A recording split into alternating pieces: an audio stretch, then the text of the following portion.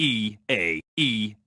This is all you need to know before watching Transformers Rise of the Beasts so you don't be confused in the middle of the movie theater. First and foremost, is it a prequel or a reboot? It depends who you're talking to. You remember those X-Men films, Days of Future Past, when Wolverine travels back in time and see like the younger cast that was in First Class X-Men? That's kind of what they're gonna do in this franchise. So the only film you really have to watch is Bumblebee, and the only key information that you need to pull from that is that the Autobots are heading to Earth to find refuge because they're getting smacked up by the Decepticons during the war on Cybertron. The Maximals, which is all the animals that can turn into robots, are from the future and they travel to the past. Now, we don't know if it's on accident, but the timeline that they travel from is the Bayverse. That means all the films that you love and hate are canon in the terms of those Maximals, but it's not canon in the terms of Optimus Prime and Bumblebee because it did not happen yet.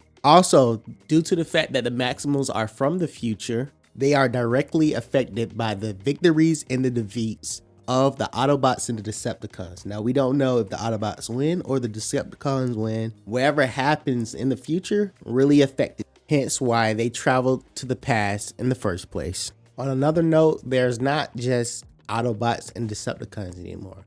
Since the Maximals are from the future and are descendants from Autobots, there are a descendant called Predacons that are the descendants of Decepticons, as well as Terracons, which are zombie-like robots, and they are controlled in the comics and cartoon by Megatron, so you can for sure count them as villains. Last but not least, there's Unicron. Unicron is a planet-sized transformer, and his whole thing is to consume worlds. All right, so he's for sure trying to eat Cybertron, and he for sure wants to eat Earth. Unicron also can transform and bring dead Transformers back to life, so don't be surprised if a dead villain has the ability to come back in a new form or a huge planet get transformed in mid-film.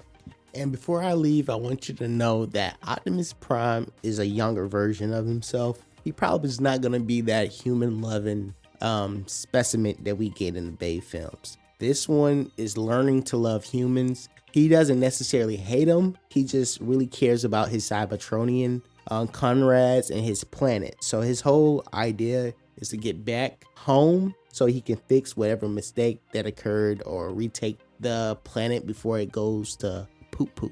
That'll be all. Thanks for watching, and I'll see you in another video.